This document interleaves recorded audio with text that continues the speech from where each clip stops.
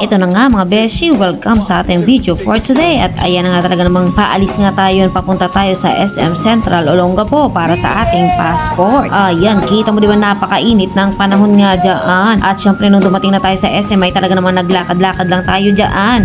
Window shopping, kumbaga. Ito lang ang dapat yung tandaan mga beshi. Pag kayo kukuha ng passport o kahit ano pa man niya mga files na gusto nyong kuhanin ay talagang dapat meron kayo na mga old ninyong mga papers. Dahil pagdating nga doon talagang hahanapin yan, lalo na kung PSA at hindi nila mabasa. Hiramin talaga sa inyo yung mga papel ninyong mga luma para talaga mabasa nila na mabuti. At syempre yan, nag-CR nga muna tayo. At ito na nga si Madam Joey. Ayan, dala-dala niya na yung ating requirements para sa ating passport. Kung gusto nga ninyo mamasyal kung saan-saan, search nyo lang kanyang pangalan ng Alex Joy Travel Services. At ayan lamang guys, thank you for watching and bye-bye!